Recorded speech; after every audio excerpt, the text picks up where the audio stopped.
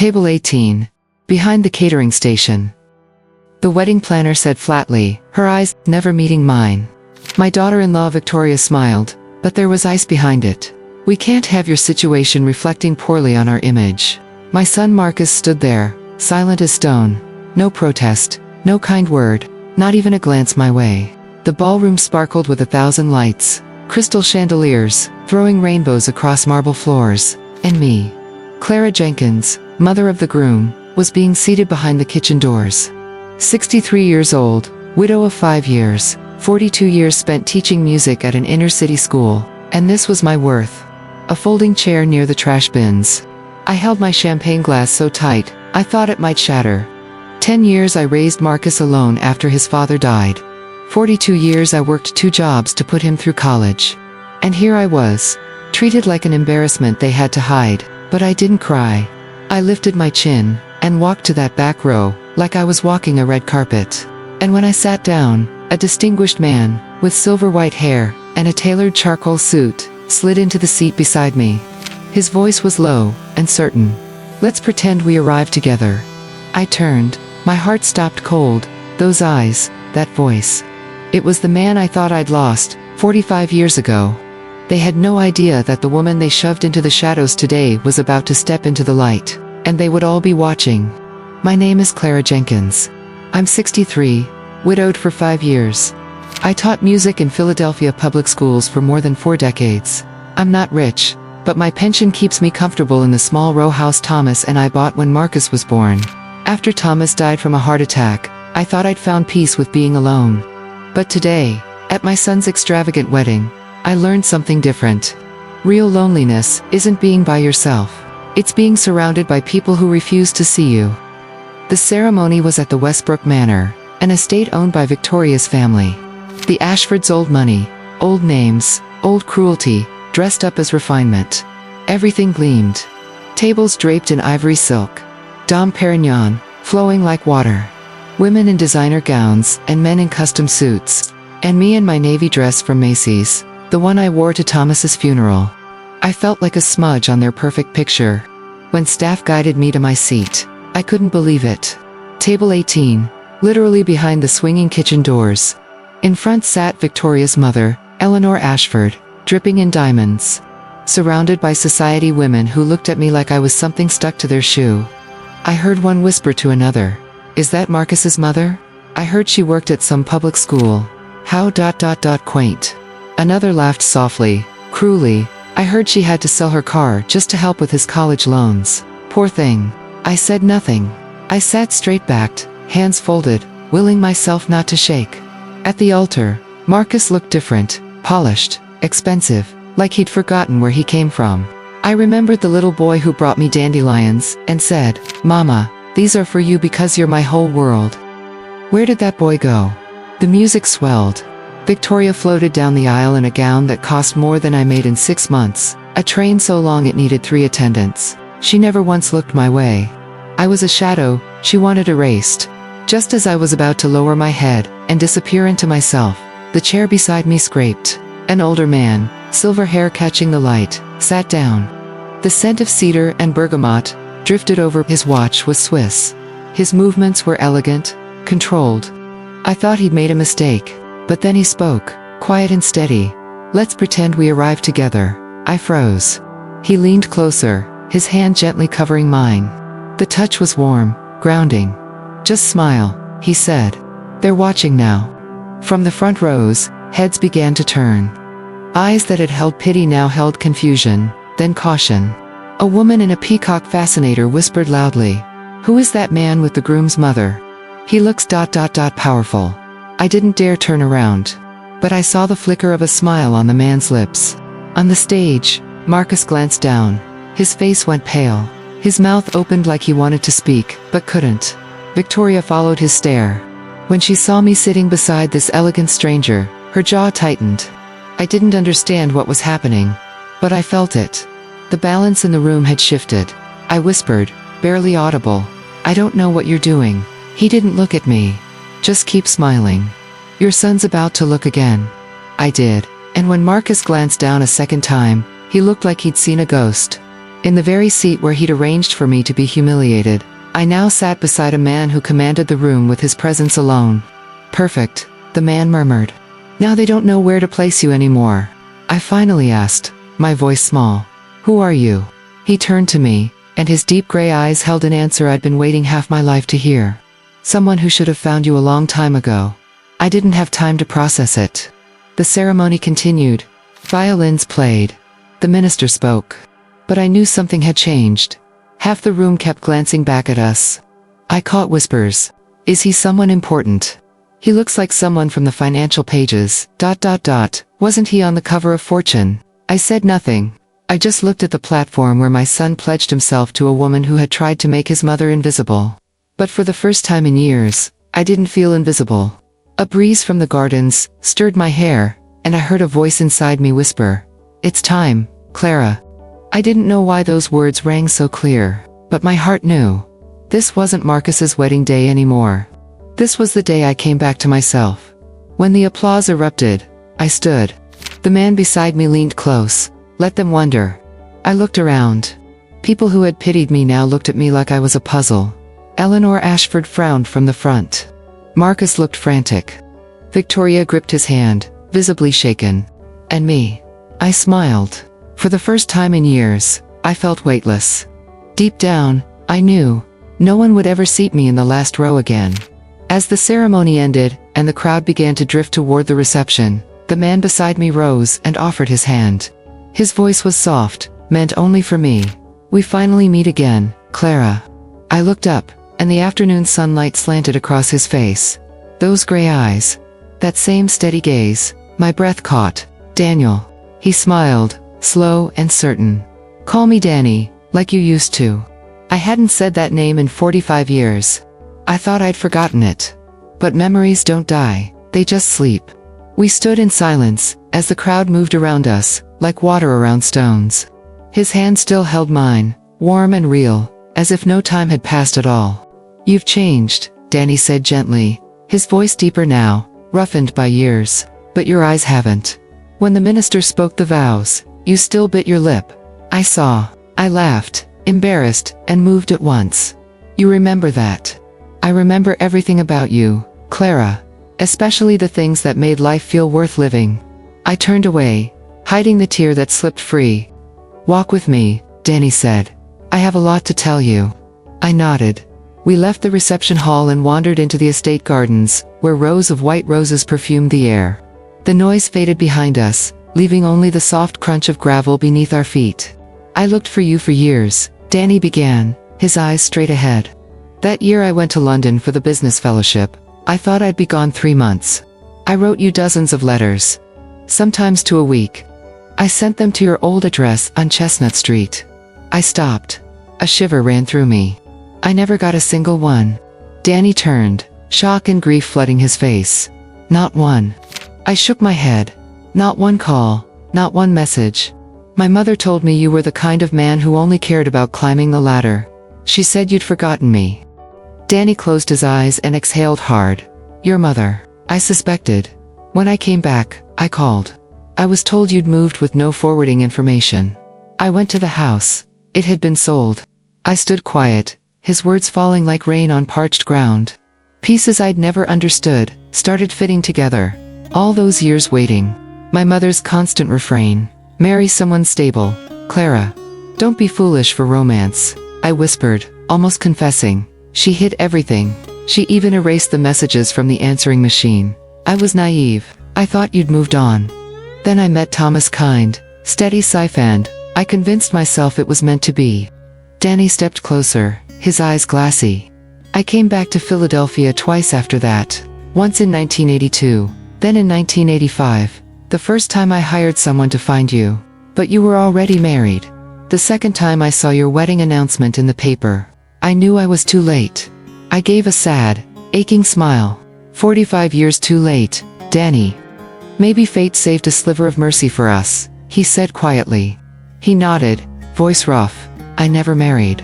There were a few women, but I couldn't move forward when I kept comparing them to you. For years, I read about you in the local papers, your awards. The students you mentored, You were always the person I believed would change lives, quietly, but for real. I turned away, not wanting him to see my red-rimmed eyes. Thank you, but I was just a regular teacher. My life was calm, safe. Only sometimes, late at night, I wondered, if your letters had reached me, would I be here with you now? Danny touched my arm lightly. Don't blame yourself, Clara. We did what we thought was right. I only regret we let someone else decide for us. The words lodged in my throat. I thought of my mother, strict, controlling, terrified of risk. I loved her, and I resented her. Because of her, my life turned a different way. We stopped by a small pond in the garden, its surface catching the setting sun. Danny sat on a stone bench and motioned for me to join him. He pulled something from his pocket, a small photograph, yellowed at the edges.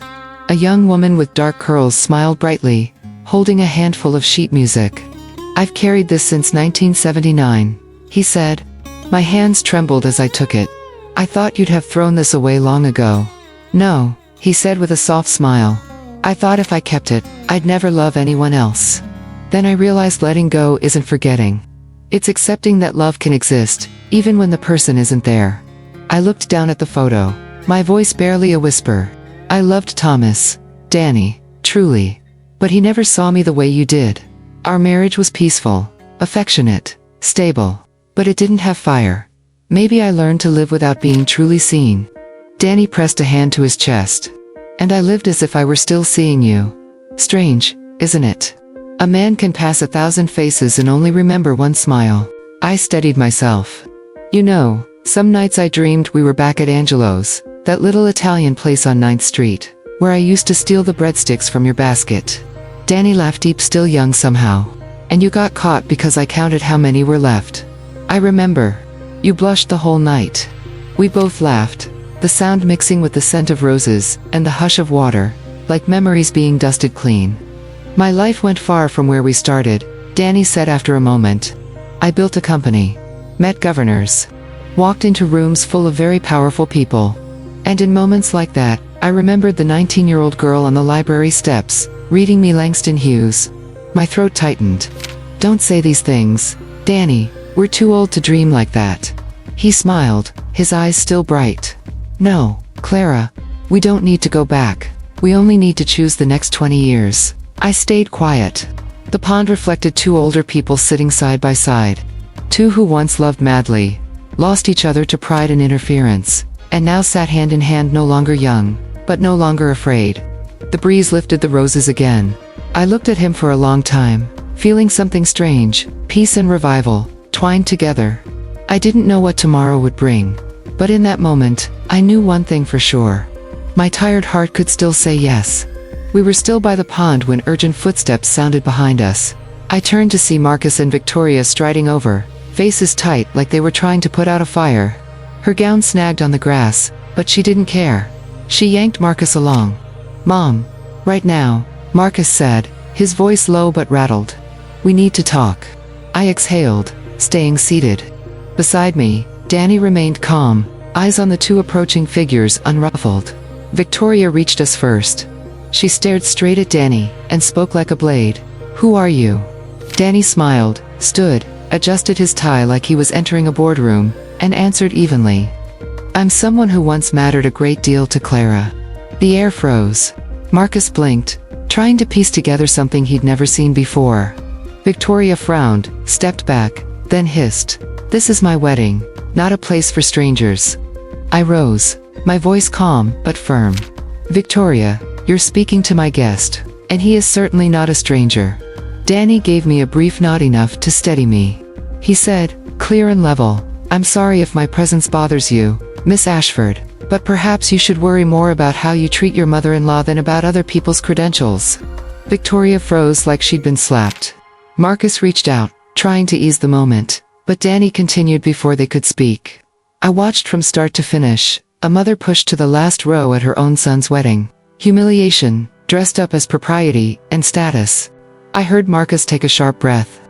No, you've got it wrong, he said quickly. It was just a seating mix-up. Staff made a mistake. There was no intent. I faced my son and held his eyes. A mix-up, or a choice, Marcus. He went quiet. For me, That question needed no answer. Victoria jumped in, scrambling to regain control. Clara, I think you're being overly sensitive. Everyone was busy, and you know our family's reputation had to be protected. Reputation, Danny cut in, still polite but ice cold. If your reputation is built on diminishing others, you might want to rethink your values. Color rose beneath Victoria's makeup. Marcus looked lost, fingers tight around his glass. He glanced at me as if asking me not to make it worse. This time, I didn't rescue him. Danny slid a hand into his pocket, speaking slowly, with the weight of power he didn't need to flaunt. As it happens, I finalized a deal 3 weeks ago. My firm Westfield Capital acquired the downtown office tower, where Ashford Development has its headquarters. The air changed instantly. Marcus's head snapped up. Victoria looked like she didn't trust her ears. What did you say? She stammered. The building on Market Street. Danny nodded, his gaze calm to the point of merciless. That's correct. The deal closed last month. I only remembered the detail when I saw the Ashford crest on the wedding programs. Silence crashed over the garden. Victoria's face drained. Marcus stood frozen, his mind racing. Danny looked at them, his voice quiet, no need to raise it. I hadn't planned to discuss business here. But perhaps this timing is, appropriate. Then he turned to me, the gentle smile returning. Clara, it's been a long day. We should leave. There's a place by the river. I'd like to take you to dinner, if you're willing. I smiled. No hesitation. I'd like that. Victoria's eyes widened. You are leaving. In the middle of the reception, people are waiting for family photos. I turned, my voice soft but clear. Family, are you sure that's what you want to capture? A mother parked behind the kitchen doors. Marcus drew a breath, ready to say something. But I stepped forward, slower and firmer than I'd ever been. I'm not an obligation for you to manage anymore, Marcus. From now on, I choose my own place. Danny held out his hand. I placed mine in his, and a strange steadiness spread through me. Simple, but the whole garden seemed to hold its breath. As we walked away, whispers trailed behind us. Curiosity edged with respect. Someone murmured, just loud enough for me to catch. Is that really Daniel Westfield? And he's with the groom's mother? If so, the Ashfords are in deep trouble. I didn't look back. I only held Danny's hand and followed the stone path to the back gate. The breeze moved through the willows, roses and champagne mingling in the air. With every step, another layer of old dust fell away.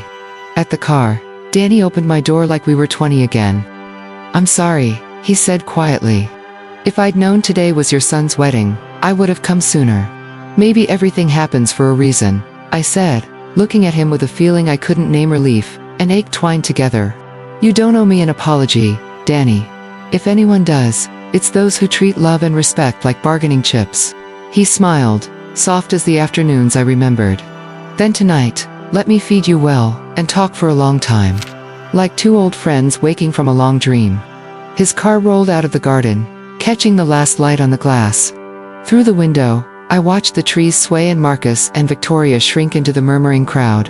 No one walked us out, and no one dared stop us. But I knew in many eyes left behind, pity had vanished, replaced by something else, respect. I turned to the man at the wheel, and asked quietly, you know, all day I thought I was completely alone, but I wasn't, was I? Without looking away from the road, Danny answered, no one is truly alone, Clara. Sometimes the one who sees us best, walks in just when we think our light's gone out. I sat back, watching the window turn gold with sunset. For the first time in years, my heart beat slow, peaceful, and somehow stronger. I didn't know how the night would end. I only knew this. The woman in table 18 didn't sit there anymore. If this story is speaking to you, please subscribe to Granny's Life Lessons. Every subscription tells me you believe dignity matters. And trust me, Clara's journey is just beginning. Riverside Terrace sat right on the Delaware River. Walls of glass, catching the last spill of daylight.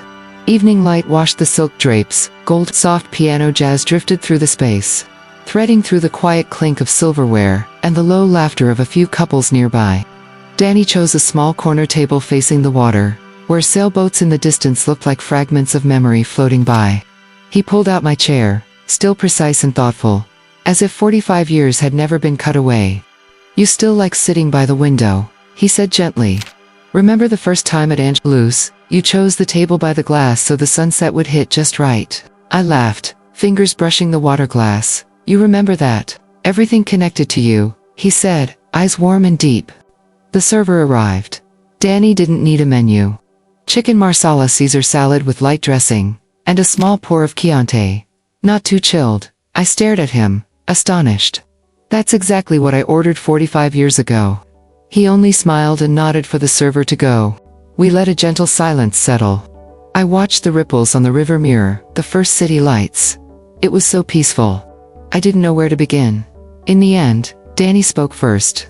He wanted to know how I'd been living all these years. He'd read in the papers that my students loved me, but he wanted to hear it from me. I smiled slowly. I taught music for 42 years. Maybe what makes me happiest is when former students come back to visit.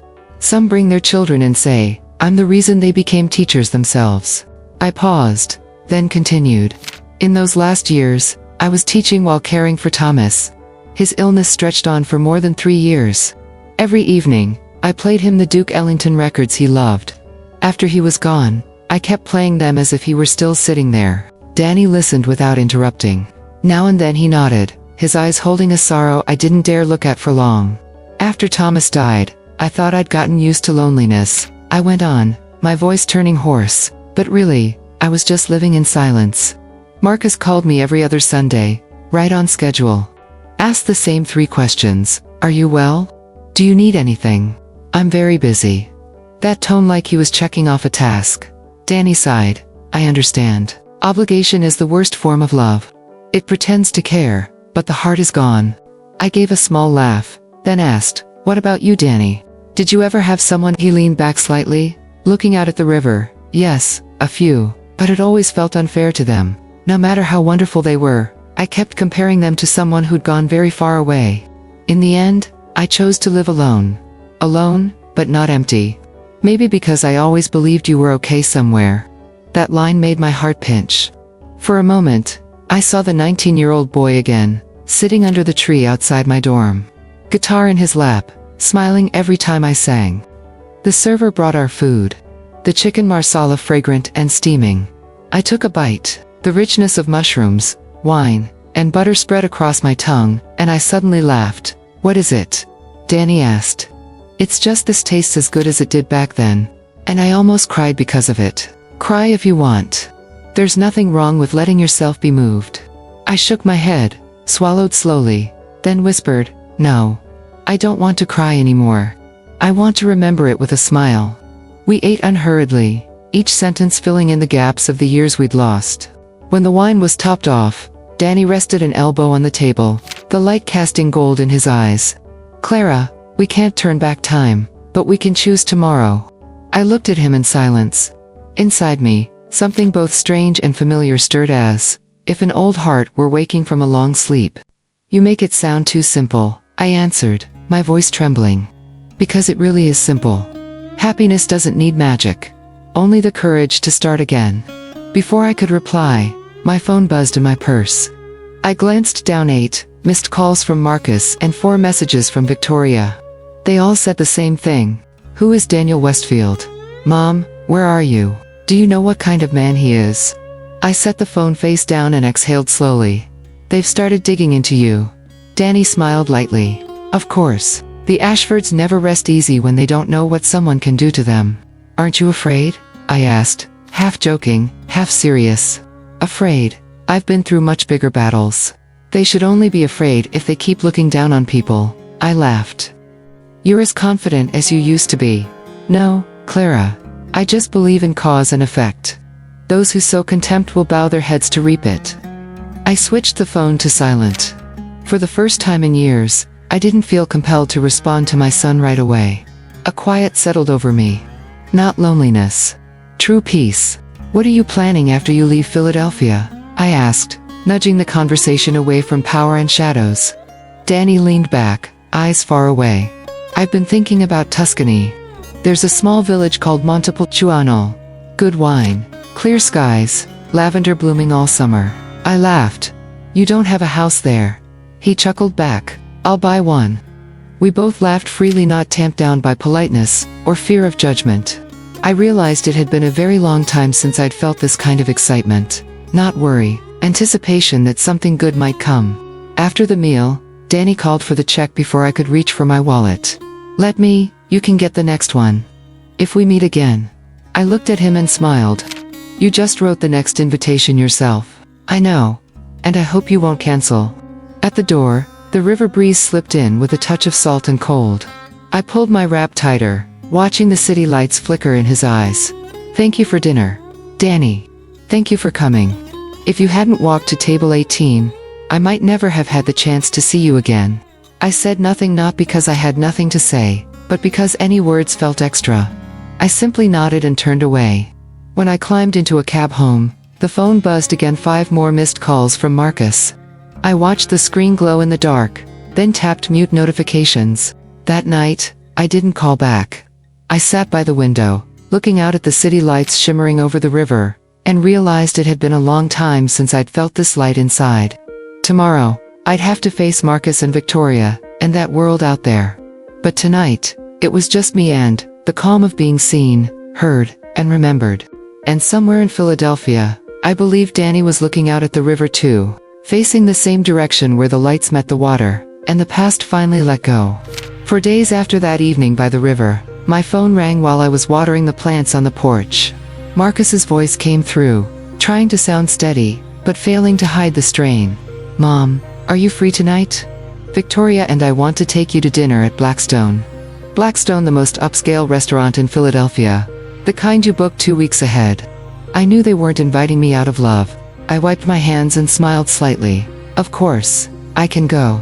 On the other end, Marcus exhaled like he'd just finished a marathon. That evening, the restaurant glowed with candlelight, the polished hardwood floor reflecting warm gold. I arrived on time, wearing a simple lavender dress and the pearl earrings Thomas once gave me. When the hostess opened the private room, I saw Victoria already seated, wearing a French label I'd seen in Vogue. Next to her, Marcus scrolled his phone, looking exhausted. Mom. Victoria stood and flashed a radiant smile, like nothing had ever happened between us. You look wonderful tonight. Your skin is glowing. Must be that good company makes people shine, right? I looked at her, smiling lightly, but not too much. That's right, Victoria. Good company, good people, and good manners. Those things always make people shine. Marcus's hand paused on his water glass. Victoria pressed her lips together, trying to hold the smile. We sat. The private room felt luxurious, but cold like a meeting wrapped in velvet. Under the table, Danny quietly took my hand. He sat beside me, composed, his gaze calm and steady. That handhold wasn't showy, but it made me feel strangely safe, like a reminder I wasn't alone anymore. The server poured wine and slipped away.